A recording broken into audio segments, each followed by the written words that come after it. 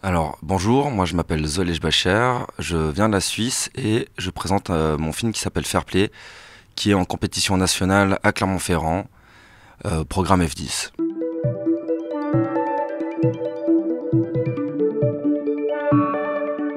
Après le succès de Bonobo, je me suis mis à travailler, à assister un réalisateur. Et à un moment donné, je voulais me remettre à simplement faire de la fiction. J'avais écrit Fair Play dans le cadre de la résidence à Moulins-sur-Allier qui était lancée par Sauf qui peut le court-métrage. J'aime bien aller chercher des formats et des schémas narratifs qui puissent un peu sortir on va dire d'un cadre un peu traditionnel et d'aller chercher des thématiques universelles, que les gens puissent se connecter au film ou puissent s'identifier au film.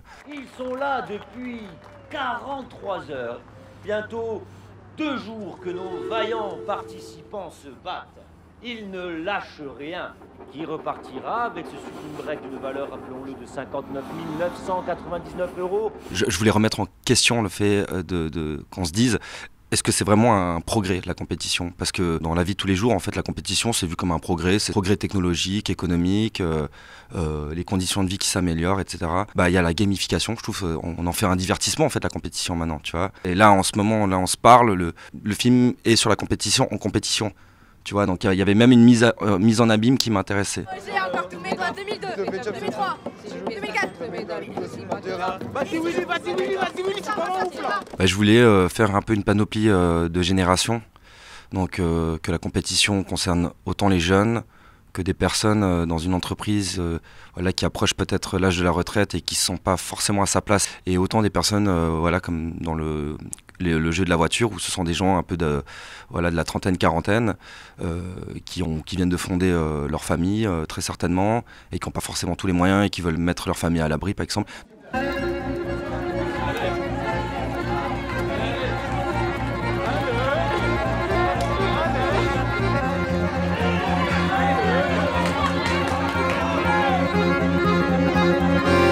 C'est vrai que j'ai une obsession avec la musique. J'ai énormément besoin d'écouter de la musique pour me raconter des histoires. Et donc je pense que j'écoutais énormément de musique un peu au bol sur des plateformes.